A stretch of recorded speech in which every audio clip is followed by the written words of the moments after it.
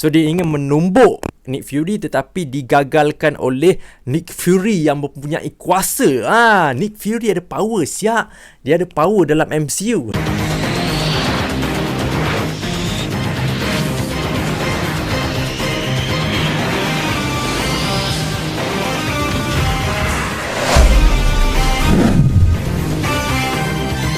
Hello, Assalamualaikum semua. Welcome back to Fitnificent YouTube channel di mana kita akan bahaskan tentang Marvel News, Marvel Rumours, Marvel Theory and everything about Marvel. Dan ini adalah correct plot episod yang ke-6 untuk Secret Invasion yang berjudul Home, the finale untuk Secret Invasion. Okay, tapi bear in mind, siapa yang belum lagi tonton Secret Invasion episod yang ke-6, korang boleh tutup video ni sebab aku tak nak spoil anything to you guys. Dan juga in addition to that, aku takkan buat breakdown full everything yang berlaku di dalam episod yang ke-6. Tapi kalau korang semua nak breakdown yang lebih mendalam, yang lebih teliti, korang boleh pergi ke Twitter dan search nama Amber Heard, okay? Di mana Amber Heard buat breakdown untuk episod yang ke-6 ni lagi detail daripada apa yang aku buat, dan boleh bagi comic reference tentang apa yang berlaku. Tapi dalam video kali ni untuk correct plot yang terakhir ni, aku akan menyentuh beberapa topik yang penting dan macam mana ataupun pandangan aku terhadap sesuatu plot yang diwujudkan di dalam Secret Invasion episod yang ke-6. So kita pergi kepada the plot yang sangat-sangat kontroversi di dalam Secret Invasion episod yang ke-6 ni, iaitu berkaitan dengan overpower Gaia. Okay, bercakap pasal Gaia ni kan, aku really love how episod 6 deliver Gaia sebenarnya. Sebabnya aku lebih merasakan Gaia memerlukan character development yang bagus, tetapi it turns out very badly, menjadi satu benda yang sangat-sangat buruk, sangat-sangat luar daripada jangkaan aku. Siapa sangka memang ada plot twist yang berlaku dalam episod yang terakhir, di mana kita nampak Nick Fury pergi ke base untuk Resistance Cross untuk bertemu dengan Gravik, okay? Dan adalah berlakunya dialog dekat situ, tetapi surprisingly selepas Nick Fury beri kepada beri kepada Gravik Harvest itu, Harvest mungkin ada yang tak tahu lagi, Harvest ni adalah satu gumpalan DNA ahli-ahli MCU ataupun MCU superhero yang mereka semua bertempur semasa dalam Avengers Endgame ataupun Battle of Earth ke apa, aku tak ingat. So masa pertempuran tersebut telah tertumpahnya darah-darah superhero ni, dan Nick Fury telah mengarahkan Gravik dan juga pasukannya untuk mengutip darah-darah tersebut lah, mengutip DNA superhero itu. So dinamakan sebagai The Harvest kan. So Harvest itu Nick Fury telah bagi kepada Gravik dengan mengatakan Gravik untuk pergi bawa orang-orang kau semua pergi luar daripada planet bumi ni. Tetapi apa Gravik mahukan, dia nakkan superpower itu dan juga dia nakkan planet bumi ni. Dan sejurus selepas mesin Super Skrull itu diaktifkan, Nick Fury dan juga Gravik berada dalam mesin tersebut lah. Dan Gravik ingin membunuh Nick Fury dengan menumbuknya menggunakan badan, aku rasa badan, aku tak sure adakah itu badan Hulk ataupun badan Carl Obsidian. So dia ingin menumbuk Nick Fury tetapi digagalkan oleh Nick Fury yang mempunyai kuasa. Nick Fury ada power, siap. Dia ada power dalam MCU. Okay.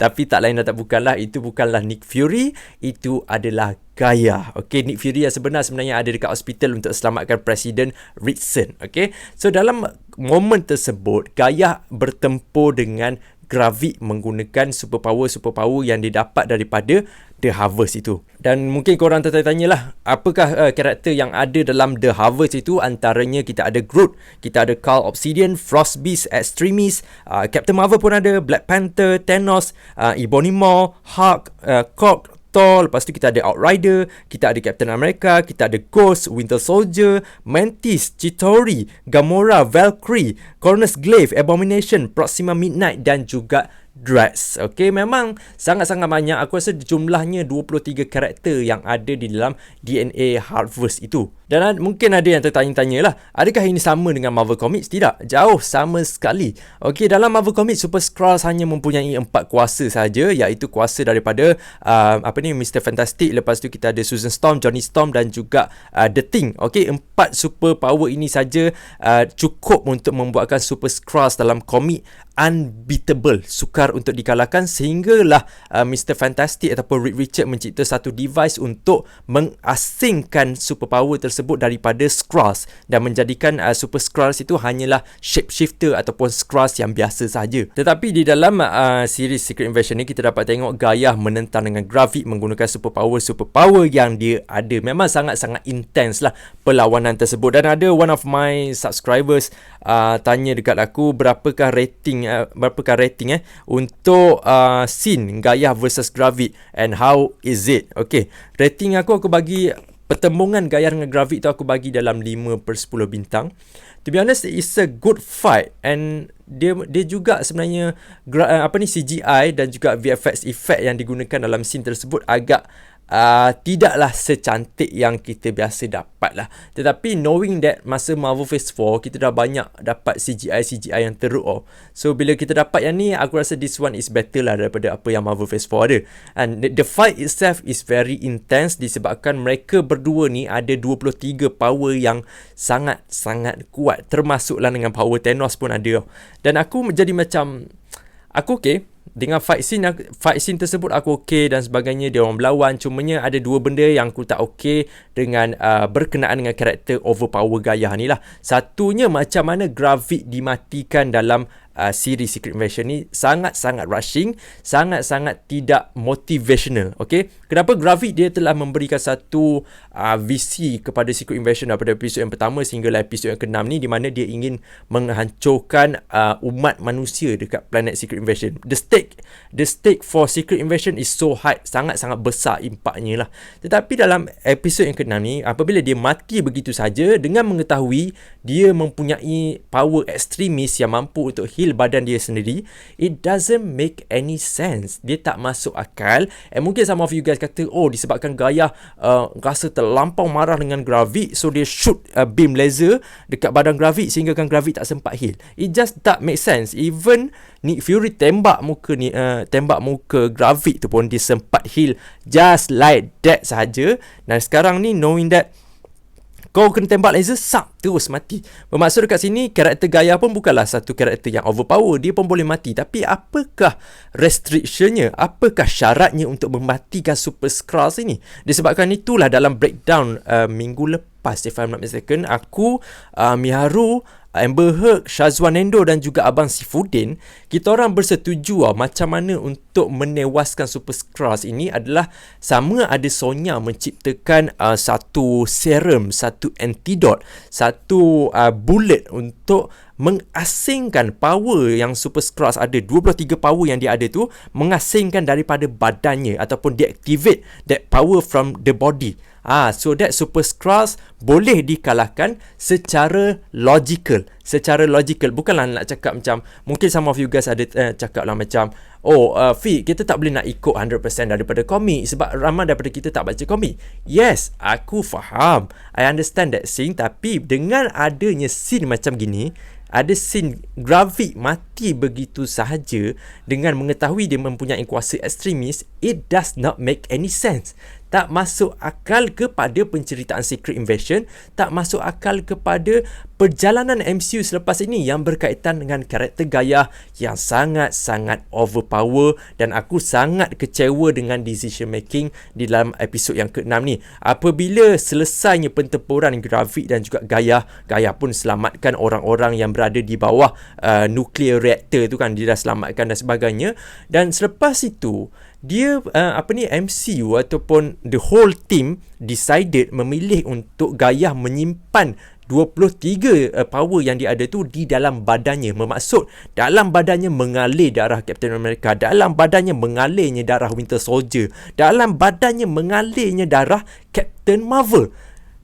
One person yang ada 23 power is so overpower di dalam MCU. Dan as for now, kita tahu the Multiverse Saga ni kan, Multiverse Saga ni dia bukanlah main, tapi as far yang kita tahu setakat ini, Earth 19999 is dia punya Nexus being adalah Scarlet Witch ataupun Wanda Maximoff. Yang mana bila statement tu keluar, Wanda Maximoff ataupun Scarlet Witch ni akan memainkan peranan besar kepada Multiverse Saga dan juga memainkan peranan apabila Scarlet Witch ingin menentang dengan Kang the Conqueror. You get this idea lah. Kita nampak Scarlet Witch is very very OP. Tapi munculnya satu karakter dekat series yang kecil ini, yang mana sebenarnya event Secret Invasion ni adalah komik sangat-sangat besar.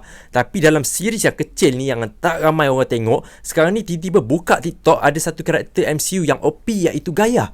Yang ada karakter Captain Marvel, ada power Thanos, ada power Ghost, kalau Obsidian. It does not make any sense. Tak relevan kepada story Secret Invasion, tak relevan juga kepada penceritaan MCU after this.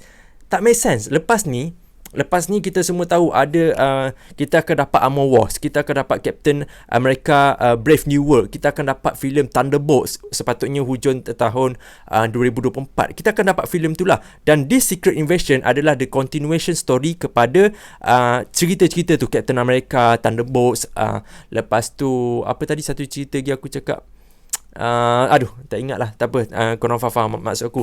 Cumanya it does not make any sense lah. Lepas ni katanya kita akan dapat Sentry kan dalam filem Thunderbolts yang akan menjadi villain. Dan this character Gaia ni, Gaia is much way powerful daripada Phyla-Vell, powerful daripada daripada Adam Warlock. Don't be rash.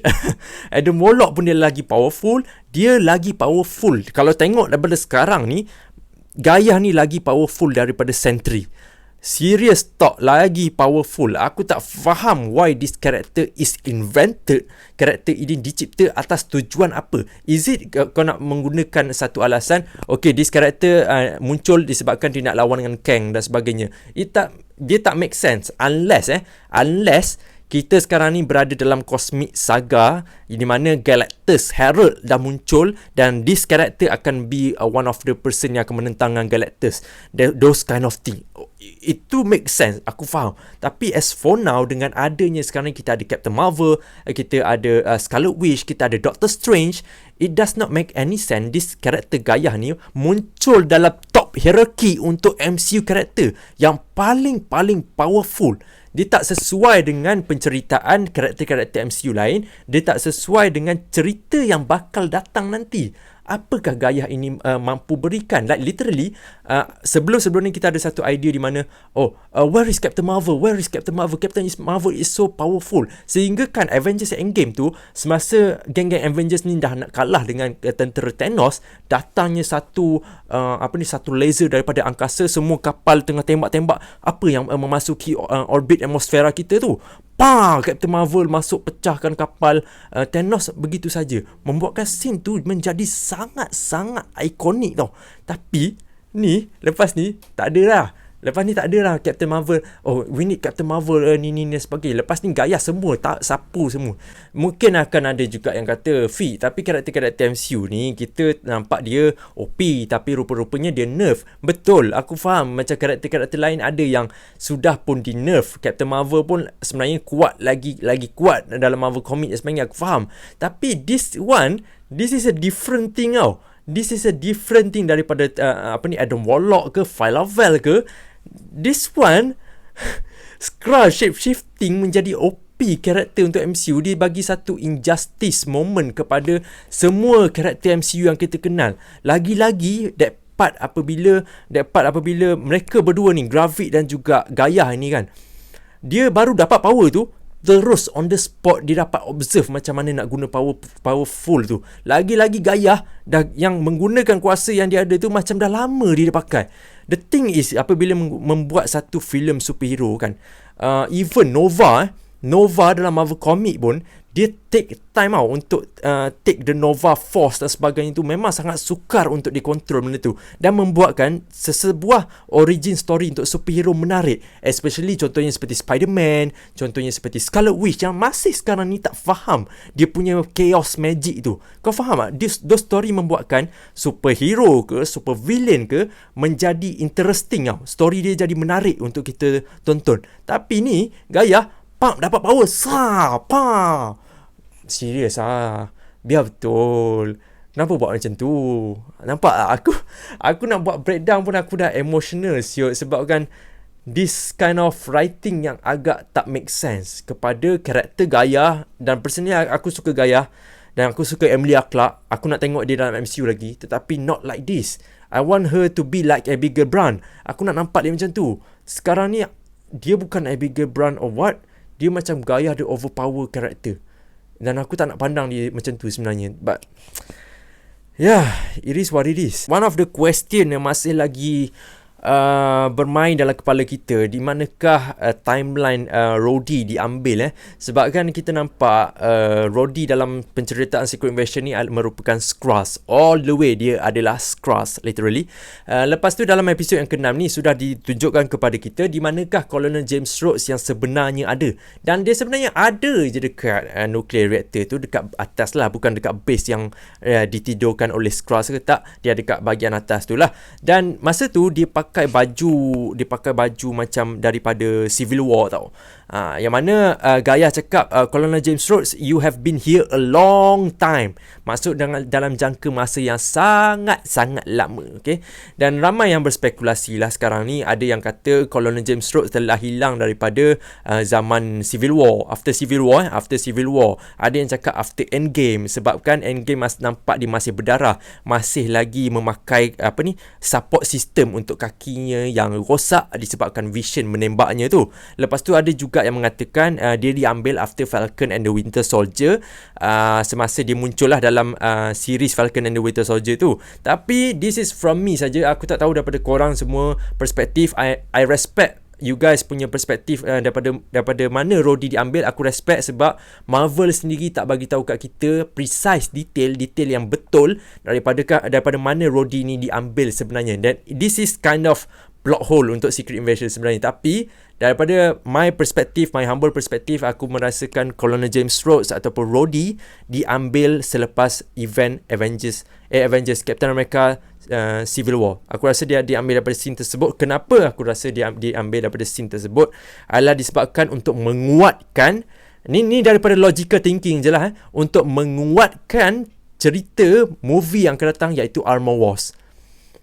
Di mana Armor Wars ini melibatkan tentang kehilangannya weapon yang diciptakan oleh Tony Stark. Dan sebenarnya dalam komik dia cerita dia lain sikit lah, tapi aku rasa dia akan deliver the same plot, iaitu weapon Tony Stark ini diambil oleh orang. Tak tahulah kalau dalam MCU nanti Armor Wars ni weapon dia tu hilang kawalan, diambil oleh orang disebabkan bukannya Colonel James Rhodes yang original yang handle of those things, tapi adalah Rava yang menjadi Colonel James Rhodes selama bertahun-tahun. Yang kedua, aku rasa dia berkaitan dengan personality Colonel James Rhodes lah, dan juga impact yang dia beri kepada story Colonel James Rhodes ataupun Rhodey, juga one of the best friend untuk Tony Stark. Imagine that Colonel James Rhodes selama ni tidak pernah melihat Tony Stark mati. Dia tak tahu Tony Stark mati, dia tak tahu Natasha Romanoff mati dan sebagainya.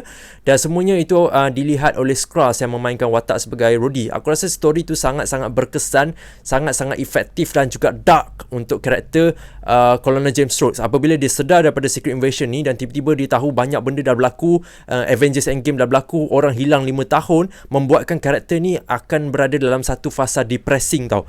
Di mana dia rasa seperti apa yang Captain America rasa selepas dia keluar daripada ice. Yes, aku rasa benda tu lagi powerful untuk Armor Wars dan juga untuk karakter Rhodey ini nanti. So yeah, I think it's coming from Captain America Civil War is much way better story yang diorang boleh deliver daripada kalau dia muncul selepas Avengers Endgame dan juga daripada Falcon and the Winter Soldier. Okay, so itu hanya pandangan kosong aku lah, dan benda tu tak ada, benda yang aku cakap ni tak ada betul ataupun tak ada salah pun, sebab Marvel tak confirm lagi this plot hole, and it kind of mess me up sebab Avengers Endgame, Spider-Man No Way Home and every film like that kan, banyak filem macam tu still ada the plot hole remain yang tak resolve, tapi dia tambah pula satu lagi plot hole dengan tidak menyelesaikan case Skrulls ini. I know this is a crossover event dan akan melibatkan banyak projek dalam MCU yang akan datang, but this is not the way how you execute it lah. Aku rasa macam tu. Next stop, we talk about one of the person yang diselamatkan oleh Nick Fury dan juga Sonya Farnsworth, iaitu Presiden Ritson. Apabila Nick Fury telah membunuh Rava Skrull yang mempamerkan wataknya sebagai Colonel James Rhodes dan menembaknya di atas kepala begitu saja, membuatkan Presiden Ritson ni bengang. Okey, dia bukan bengang sikit, dia bengang gila bangang punya, sehingga dia mengarahkan untuk membunuh segala Skrulls yang wujud di atas muka bumi itu, tak kira baik ataupun jahat, bunuh semuanya sehingga kan selepas orang-orang manusia biasa ni tengok berita tersebut dan telah membunuh orang yang biasa yang menyangkakan itu adalah Skrulls, tapi sebenarnya itu adalah manusia biasa. Dia bunuh macam begitu saja. Seperti, if I'm not mistaken lah, tolong betul aku kalau aku salah, Presiden untuk United Kingdom, if I'm not mistaken lah, aku tak tahu dia presiden ke ataupun dia ahli kongres ke, aku tak ingat. Kita dah bincang, my theory is kerajaan, dia punya badan kerajaan ataupun presiden mengarahkan untuk membasmi segala Skrulls yang ada dalam dia punya government dengan memecat orang-orang ni sebagainya dan replace dengan orang yang baru. Lepas tu baru ada Thunderbolt Ross menjadi presiden baru dan sebagainya. How Thunderbolt Ross akan menjadi presiden lepas ni, my theory is akan ada rampasan kuasa.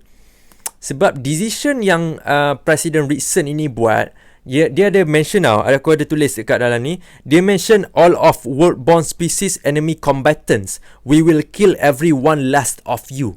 Okay, memang dia tujukan specifically untuk Skrulls. Tetapi bila kita cakap tentang satu ayat ni yang berkaitan dengan all of world-born species, yang ni pun berkaitan dengan kalau of world-born species ni, Thor pun of world-born species, ataupun this thing akan lead kepada X-Men dan juga mutants. Macam mana dia aku lebih nampak macam mana this story akan pergi kepada Avengers versus X-Men versus Eternals nanti. Aku tak tahu kenapa, but it give those kind of vibe lah. Fight dengan government dan sebagainya, it's kind of epic lah. And itu adalah salah satu scene yang aku suka dalam Secret Invasion episode yang ke-6 ni lah, yang memberikan stake Secret Invasion ni lagi tinggi. Cumanya aku tak faham macam mana connectivity tu. Sepatutnya episode 6 ni you explain the bridge untuk Captain Marvel dan juga untuk filem-filem yang seterusnya, tapi still kita lagi dalam satu fasa cliffhanging. Next stop, kita cakap pasal Sonya Farnsworth dan juga Gaia, di mana mereka berdua berjumpa dekat satu lorong ni dan Gaia memikirkan Sonya Farnsworth ni macam nak bunuh Gaia lah, tapi Sonya kata Gaia, it is impossible to kill you dengan superpower yang kau ada. Takkanlah kami nak buat macam gitu kan. Sonya Farnsworth kata gitu, dan mereka Sonya ni meminta untuk berkolaborasi dengan ketua Skrulls sekarang ini, iaitu Gaia lah, sebabkan dia menggunakan sentimen Presiden Ritson sekarang ni tengah memburu orang-orang kamu. So apa kata kamu guna Gaia, kau gunakan aku gunakan kau. Kita takkan buat punya macam Nick Fury dengan Talos, kita buat perjanjian baru, no love, no friendship, only interest. Dia buat macam gitu. Benda tu quite of interesting lah. Cuma dia, bila benda macam ni berlaku, aku expect Gaia akan pergi dengan Nick Fury, bukannya dengan Sonya Farnsworth ni, MI6 as is whatsoever lah kan. Dia membuatkan aku terfikir, apakah story yang kau akan bagi lepas ni. Sorry to say, this is a breakdown yang aku rasa sangat-sangat tak confirm kau nak buat. Sebab aku taklah baca every detail tentang Marvel Comics, tapi aku tahu certain team yang berlaku macam mana, Midnight Sun ke macam mana kan. Next one, apa yang Sonya Farnsworth nak sebenarnya? What kind of mission? Adakah kau ni yang akan bertembung dengan Val Thunderbolts tu nanti? Which is kind of interesting lah, kan nanti. Tapi still dia macam plot dia sangat ambiguous tau. Sangat macam penuh dengan tanda tanya. Apa yang akan jadi? Kalau kita refer to the Marvel Comics pun, dia tak ada reference tau. Which is membuatkan aku rasa sangat sakit hati. Aku ni lebih menonton filem daripada membaca komik. Tapi when it comes to making a theory, I need komik. Aku perlukan komik sebagai satu base untuk support my theory is going to be right or proven, ataupun akan jadi salah, which aku akan accept it. Tapi kalau aku nak buat satu teori yang hanya berdasarkan satu logical waras seorang manusia biasa, seorang peminat MCU, it could be anything. But if kita pergi balik kepada sources material, kita akan dapat satu gambaran jelas macam mana benda ni akan terjadi secara logical. Tapi this time, Sonya Farnsworth berjumpa dengan Gaia. What is your purpose? Tolong, aku harap Amber Heard buat this breakdown lah. Aku nak tengok apa pandangan dia tentang perkara ini. Last but not least, we talk about Nick Fury. Going back to Cyberspace Station for this last episode lah. Dan sebelum dia pergi ke Cyberspace Station tu, dia telah mengajak isterinya iaitu Priscilla ataupun Vara, dan dia telah bercium. Wah. No judgmental Nick Fury, tapi aku rasa taste kau agak weird. Aku mengharapkan Nick Fury, macam mana nak cakap, the thing is kan, Nick Fury pergi ke space sebabkan dia ada satu perkara baru yang dia perlu selesaikan, iaitu berkenaan dengan Kree dan juga Skrull. Kree tiba-tibanya dia nak berbaik dengan Skrull. Kree finally nak memutuskan kata sepakat dengan Skrull, yang mana akan menamatkan peperangan korang berdua. Why?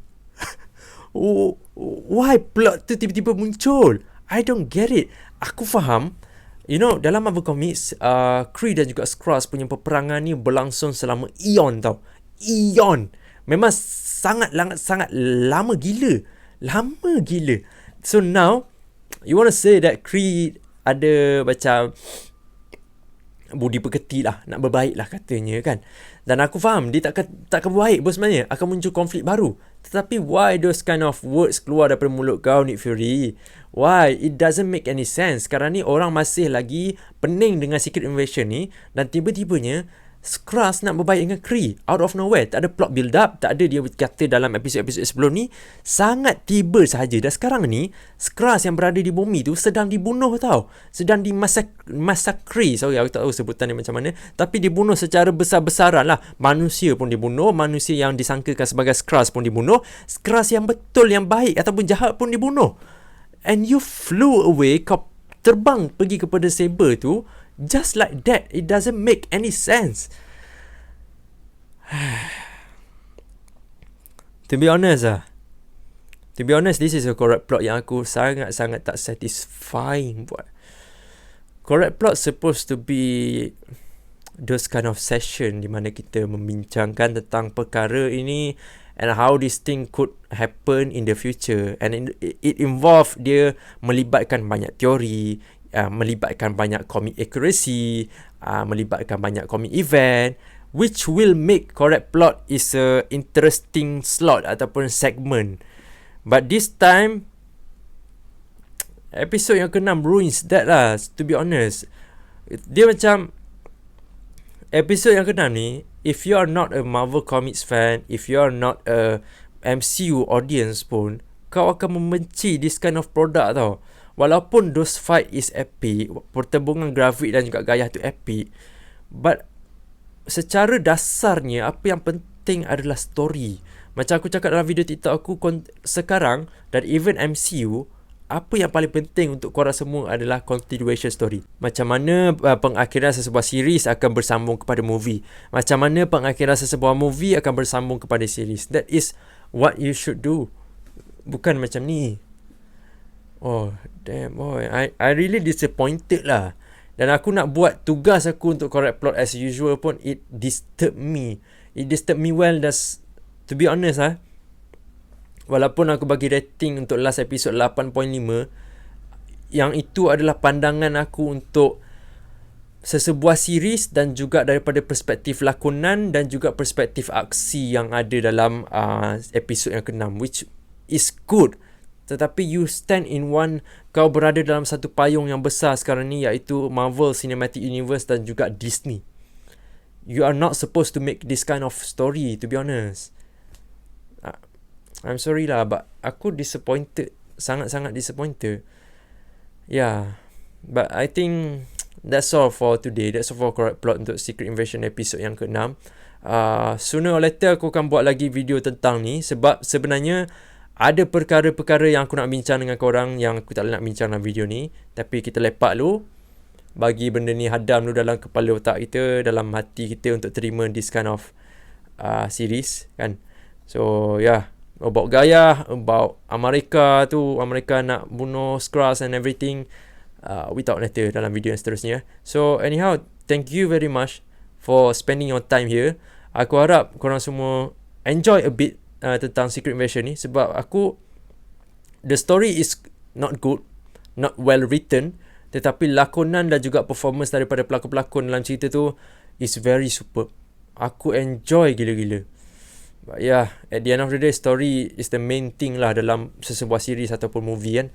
So thank you for watching. Aku minta maaf sebab lama ambil masa korang semua dalam breakdown yang terakhir ni. Don't forget untuk tonton, mungkin Sema Marvel ada breakdown tersendiri, maybe Miharu Kenshin ada breakdown yang tersendiri, ataupun Amber Heard sendiri kan ada breakdown tersendiri untuk episod yang ke-6 ni. Hope you guys enjoy this video and entertain yourself. Kita jumpa lagi dalam video akan datang. Assalamualaikum, thank you dan bye-bye.